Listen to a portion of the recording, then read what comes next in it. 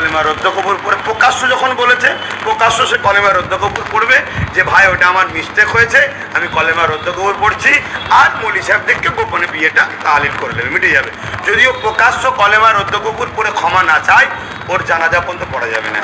শোনেন, ভুল যদি গোপনে করে গোপনে তব করতে হয়, আর ভুল যদি প্রকাশ্য করে তাহলে প্রকাশ্য তবা করতে হয়। আর এখানে তওবার ব্যাপার নয়, কলেমা রদ্দ কবুল করতে হবে, নতুন করে মুসলমান হতে হবে, কোন ইসলামের মধ্যে নাই।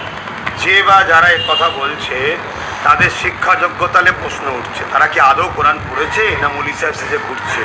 বড় পিরান মাথায় টুপি দিয়ে পাগড়ি বেঁধে নিলে কি মৌলী সাহেব হয়? শিক্ষা যোগ্যতা থাকা দরকার। কোরআনে আছে কুলিয়া আইয়ুল কাফির, সূরাটার নামই হচ্ছে সূরা কাফির। কাফেরকে কাফের বলা যাবে না, এই কথা বলার জন্য যে বা যারা বলছে তাদেরকে আমি পরামর্শ দেবো, যদি আমার বাইর তার কাছে যাই, আপনি কলেমা রদ্দ কবুল পরে নতুন করে মুসলমান হন, এবং আপনি কোনো আলেম নিয়ে বিবিকে নতুন করে দৌড়েলেন, যদি নেকা হয়ে থাকে, আর নেকা না হয়ে থাকে আলাদা কথা, নিজে কলেমা রদ্দ কবুল করে নিতে হবে। কেন? এটা কোরআনের ওপরে আপনি ইলজাম দিলেন, মিথ্যা ইলজাম।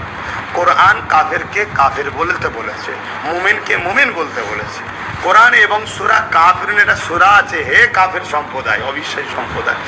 সেই জায়গায় এরা শাসকের কে বাঁচাতে গিয়ে এরা কোরআনের বিরুদ্ধে কলম চালিয়ে ফেলছে। দ্বিতীয় নম্বর কথা, আমরা মুজাদ্দেদ-জামা দাদা হুজুর রহমাতুল্লাহকে মানি।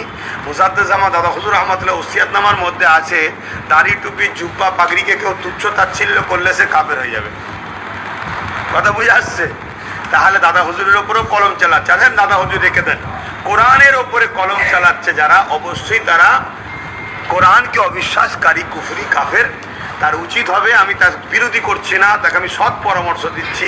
শিক্ষার অভাব, সে আমার মনে হয় কোনো মৌলানা নয়, আমার মনে হয় সে মাদ্রাসা চৌকাটে পা দেয়নি। যদি মাদ্রাসা চৌকাটে পা দিত, সে কোরআনের বিরুদ্ধে এত বড় কথা বলতে পারত না। সে ভাবতো যে আমি কি বলছি। সে হয়তো পাগড়ি বেঁধেছে, আপনারা মনে করছেন মৌলানা, সে তো বড় জুব্বা আছে, আপনারা মনে করছেন মৌলানা। কথা বুঝে আসছে? তার কাছে যদি মেসেজটা যায়, আমি মেসেজ দ্বারা অনুরোধ করব, আপনি কলেমা রদ্দ কবুল করে নতুন করে মুসলমান হন। আর পরিবার যদি থাকে কোনো আলেম দিয়ে তাহলিল করতে হবে না, আশা করছি সে বুঝে নিচ্ছে, আপনি নেকাটা দৌড়েলেন। নচেত বাকিটা সবই বুঝতে পারছেন। আর এই উলামা মেন কথাতে এখন দাড়ি টুপি লেগে এক একজন এমন ড্রেস টেস করে যেন মনে হবে জামে আজহার থেকে পড়ে এসছে, কিন্তু পুরো ফাঁকা ঢোল, ঢোল কোম্পানি, দাঁতের মলম, কিচ্ছু নেই, কিচ্ছু নেই।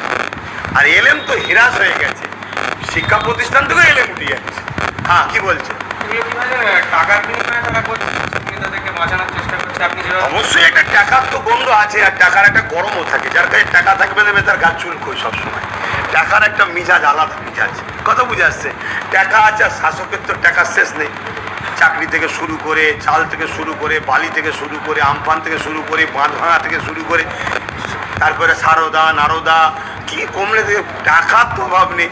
যে একটা হুজুর সেজে যাচ্ছে, শাসক বলছে বড় আল্লাহ একে কিছু দে, আমার তো হারামের টাকা, দে না দে না দে না। খরচ কষ্ট করে হলেও শাসকও ভাবতো। সেই জায়গায় প্রতিবাদ করো। কেন্দ্র সরকারের বিরুদ্ধে হাত তোলার ক্ষমতা যদি না থাকে, তাহলে মুখ দিয়ে প্রতিবাদ করো। মুখেও যদি ক্ষমতা না থাকে, তাহলে কেন্দ্র সরকারকে অন্তর থেকে ঘৃণা করো। এই তিনটের মধ্যে না থেকে কোনো মুসলমান যদি বলে কেন্দ্র সরকারকে ভোট দাও, কেন্দ্র সরকারের সাথ দাও, কেন্দ্র সরকারের সাথ দেয়, তার মানে কি? ভোট দিয়ে যে তাকে জিতায়, তার মানে সে মসজিদ, মাদ্রাসা, দিন, ইসলামের যে ক্ষতি করছে, আরো বড় বড় আরো সহযোগিতা করছে, সাথ দিচ্ছে। তাই ইসলাম অনুযায়ী, রসুলের ভাষা অনুযায়ী তার মধ্যে ইমান থাকতে, কারণ এই অন্যায় বিরোধী না করে অন্যায়কে সাথ দিচ্ছে, ইমান থাকতে পারে না। এই কথাটা বলেই দ্বিতীয় অপশানে বলেছি, রাজ্য সরকারের কি বক্তব্য? মসজিদ ভাঙবে বলছে, মসজিদের বিরুদ্ধে আইন হচ্ছে, বিজেপির বিরুদ্ধে তুমি বাংলায় প্রতিবাদ করতে পারবে না। তাহলে কথা ঠিক এমন, আমার মসজিদ ভাঙবে, আমি রুখতে পারবো না। তারপরে রাজ্য সরকার বলল কোরআন শেষ হয়ে যাবে, আমার উন্নতি শেষ হবে না। তারপরে কি বলল? রাস্তার কুকুরকে মিড ডে মিল দেবো, পথচারী কুকুরকে, মাদ্রাসার ছেলেদের দেবো না। তারপরে কি করলো? দুর্গাপুরে মাদ্রাসা বোল্ডুজার দিয়ে ভাঙলো। এটা কি ন্যায় না অন্যায়? এটা আওয়াজ দিয়ে বলো না তোমরা যারা আছো। অন্যায়। তা অন্যায়কে রসুল কি বললেন? হাত দিয়ে রোখো, হাত দিয়ে রুখতে না পারো, মুখ দিয়ে রোখো, মুখ দিয়ে রুখতে না পারো, অন্ততে ঘৃণা করো। তা না করে মুসলমান যদি তাকে ভোট দিয়ে আবার ক্ষমতায় আসে, এখন 5টা মাদ্রাসা ভেঙেছে, কাল 50টা ভাঙবে, তাহলে যারা অন্যায়কে শক্তিশালী করে, ন্যায়ের পক্ষে সাথ না দিয়ে অন্যায়ের বিরোধী না করে, রাসূলুল্লাহর হাদিস অনুযায়ী তার মধ্যে ঈমান থাকবে না।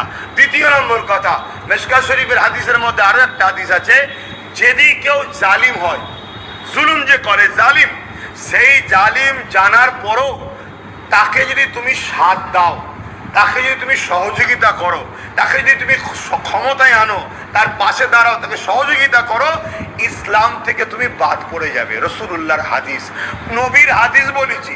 এতে যদি কারো অসুবিধে হয়, আমি তো ডিবেটের চ্যালেঞ্জ দিচ্ছি, আসো না, কেটে কেটে শোনাবার তো কোনো প্রয়োজন নেই। তার আগে যে বিজেপিকে সাপোর্ট করলে ইমান চলে যাবে সেটা বলছে না কেন? কেন ওটা বললে আব্বাস সিদ্দিকীকে তো বিজেপির দালাল প্রমাণ করতে পারবো না। প্রমাণ করব কি, আব্বাস বিজেপিকে বলেনি, টিএমসিকে বলেছে, তাই কেটে ছড়াচ্ছে। তাই যতগুলো মিডিয়া ভাই আপনারা আছেন, আপনাদের মাধ্যমে যারা দেখবে তাদেরকে বলবো, টিএমসি তো সব জায়গায় মিথ্যাচার করেছে, আজকে বক্তব্যগুলো কেটে কীভাবে মিথ্যাচার করছে দেখুন। আমি প্রথমে বলেছি বিজেপিকে ভোট দেওয়া হারাম, তারপরে বলেছি এই বিজেপিকে সাথ দিচ্ছে যে টিএমসি, তাকেও ভোট দেওয়া হারাম। কেন? এরা উভয়ে আমার মসজিদ, মাদ্রাসা, কবরস্থান, দিন, ইসলাম, ওয়াকাফের দুশমন। এবার আপনার কাছে যদি মনে হয় মসজিদের থেকে আগে মমতা, তাহলে আমার ফতোয়া আপনার কাছে ভুল লাগতেই পারে। আপনার কাছে যদি মনে হয় মসজিদের আগে কি বলে বিজেপি, তাহলে আমার ফতোয়া আপনার কাছে ভুল হতে পারে।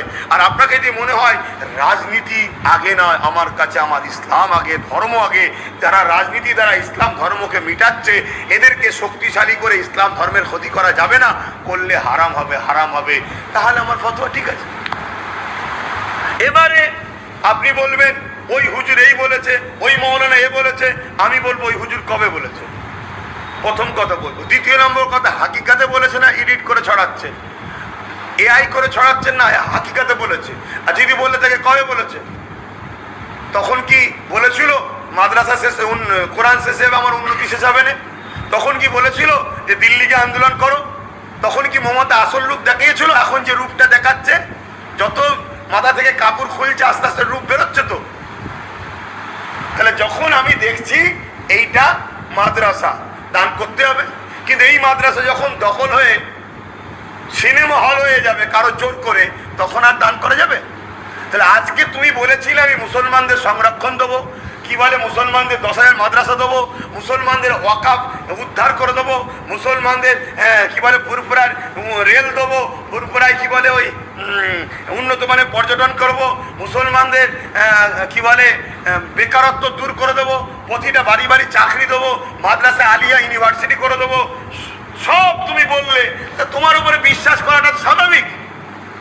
যদি কেউ বলে থাকে তোমার উপরে, আমি তো বিশ্বাস করেছিলাম তোমার উপরে, আমি কি বিশ্বাস করিনি?